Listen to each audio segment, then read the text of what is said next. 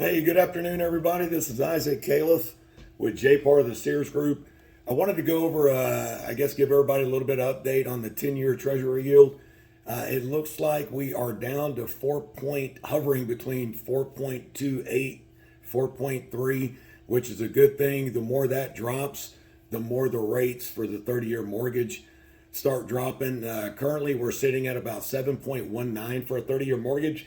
About 2-3 weeks ago, it was touching the 8% range. It caused a bunch of buyers to sit on the sidelines, caused a bunch of builders to reduce or slow down building. So basically what I'm trying to go over now is I wanted to go over what the rates were back in the 80s, 90s, 2000s, and basically where we're sitting at now. Back in the 80s, early 80s, the rates touched up. Back in the 70s, they touched up in the 18-17% range. 80s, they started dropping back down in the 14% range. 90s, they started getting back into the 10% range. By the time you got to 2000, they were down to 8, 7, 6, 5. They started dropping as we got closer to the recession, when we all know what happened during the financial crisis. 07, 08, feds jumped in. They started trying to save everybody and make sure that everybody kept spending money, so they reduced the rates down to zero. They kept it down there for years. You were able to get a mortgage rate on a 30-year for in the 2% range, 2.5, 2.65, and it's been constantly going up from there. It was hovering there for a bunch of years, but everybody knows that everything works in cycles. So unless you're waiting on the next major downfall, recession, or something to just snap, causing the feds to come back in and reduce rates back down to zero, you're going to be waiting a while, because right now the market's strong.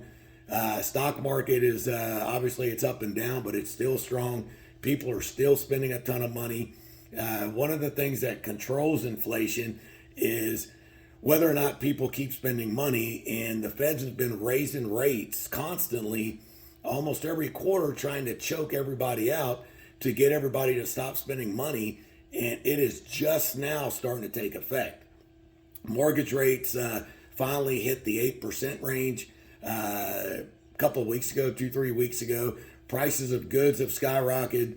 The prices of your home insurance, your car insurance, food, wherever you go, prices have skyrocketed, and it's starting to, everybody's starting to feel it.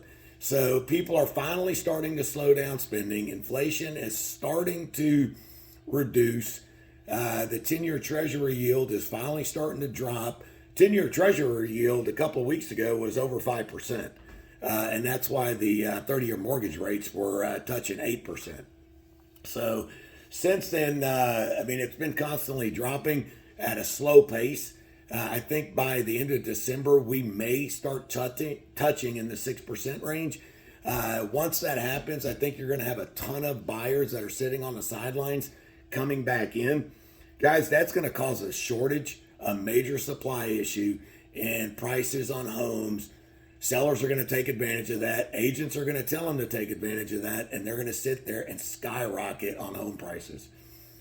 So if you're looking for a house and you're looking for a long-term investment, which is what a house is, it's an investment. Renting is definitely not an investment. You're just giving somebody interest for years and years to come. But buying a house is definitely an investment. If you're looking for the long term, and you're going to be in this house longer than 5-10 years, it's time to buy a house. It's time to jump in. Rates are back to normal. If you look back 40 years and just do the average, it was over 8%.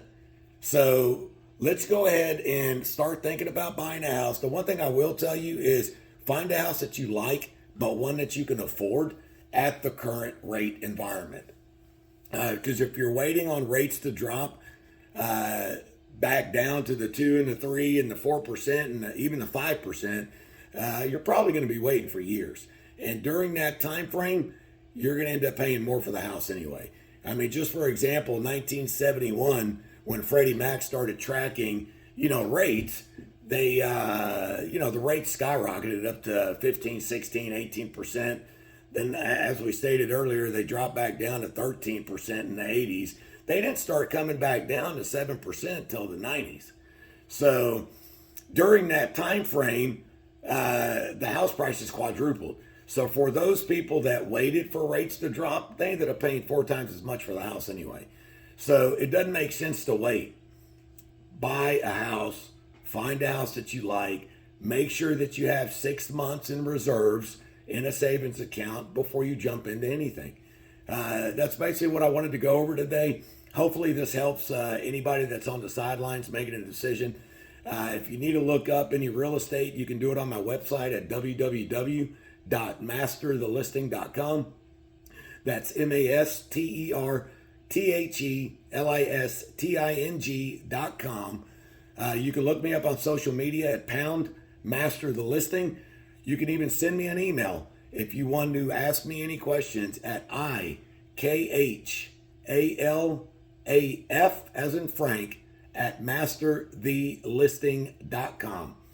Guys, I appreciate it. Thanks for taking the time and watching my video. If you have any questions, reach out. If you want to get a free home evaluation, you can do it on my website at www.masterthelisting.com. Check it out. See what your house is worth. Get an idea. If you want a true valuation, give me a call. I'll come and do an in-house visit. Try to give you an idea just based on the condition and the updates on what the true value is, because sometimes it's more than the value that you get on a computer. Thank you very much. My name is Isaac Califf with J. Parr, the Sears Group. Appreciate it.